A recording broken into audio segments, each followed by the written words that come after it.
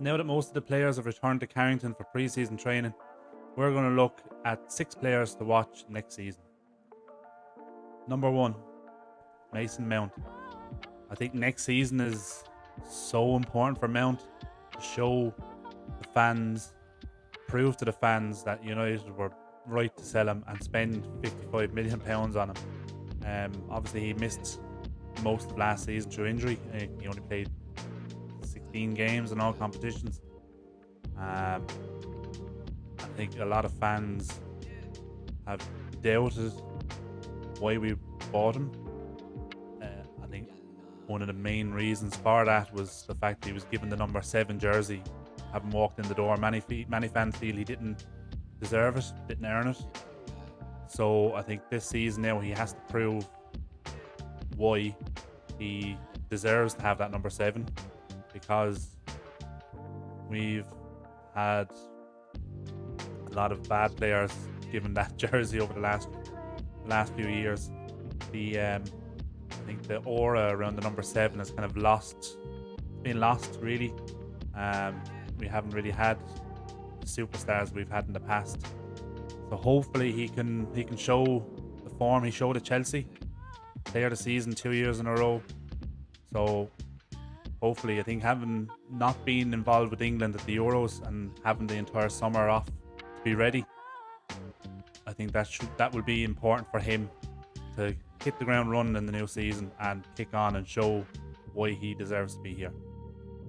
Number 2, Rasmus Hojlund. I think he showed glimpses last season of his potential, and why Erik ten Hag was keen to bring him to Old Trafford.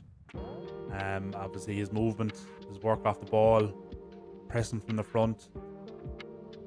I think this is his season now to build on the glimpses that he's shown last year. Hopefully he gets more service next season than he did last year. I think having the wide players like the likes of Antony, Rashford, Garnacho, 3 of them consistently having more shots on target than your main striker is not ideal. It's obviously not going to help his cause trying to score, but I think hopefully now with Ruud van Nistelrooy coming in, we could start to see his true potential next season, working on his finishing, working on his first touch. Not that his first touch isn't bad, but every player will tell you can always improve. I think working under Ruud van Nistelrooy next season, I think we will definitely start seeing a much improved and much better Rasmus Hojlund. Number 3, Amad Diallo. Another player showed glimpses last season. He had some important moments, the obvious one being the last minute extra time winner against Liverpool. I think we should see him starting to get more game time next season, and try and push Antony out of that right wing spot. Given Antony's form last season, that spot out on the right is very much up for grabs.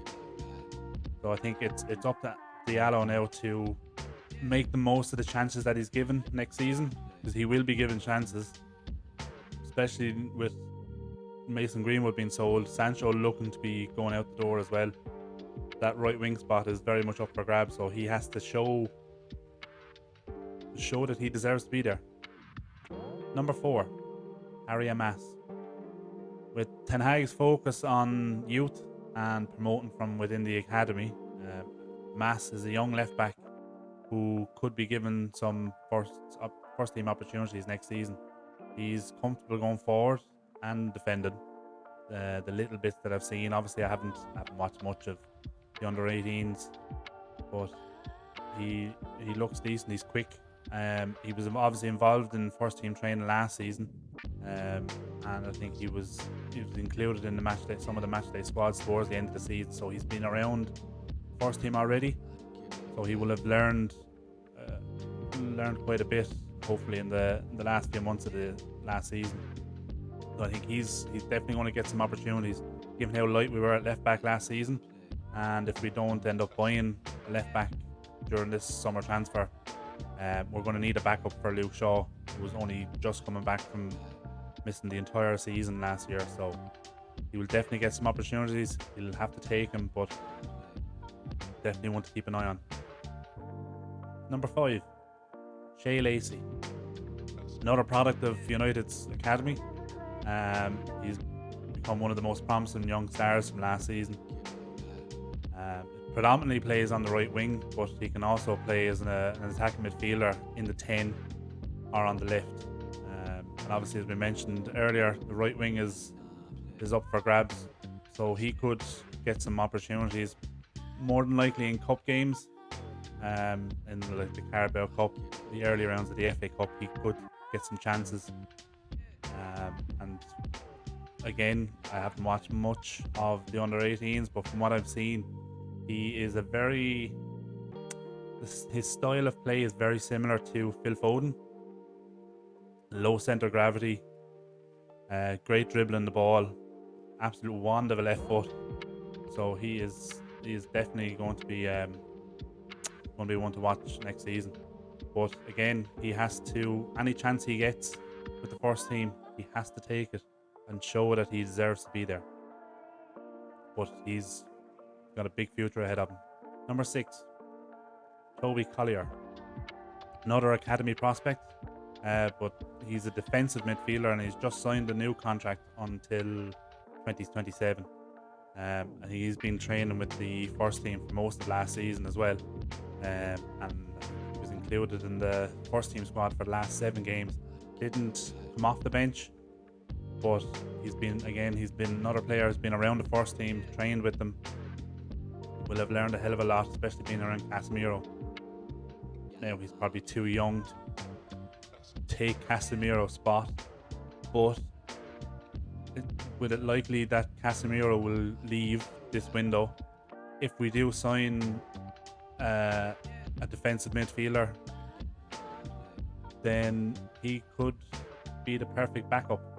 We already have one in the squad, so again, he could get some chances.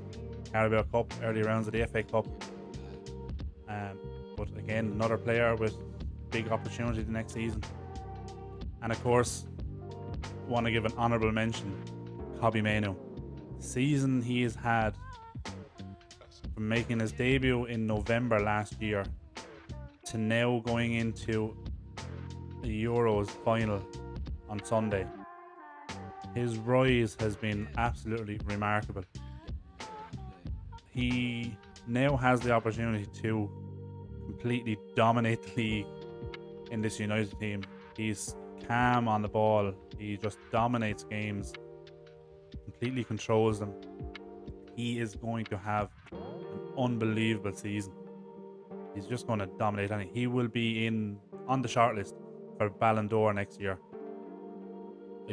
I can feel it. He'll be in contention for Ballon d'Or next season. Given the rise that he's had, if he keeps going on that trajectory, he's going to be a world star.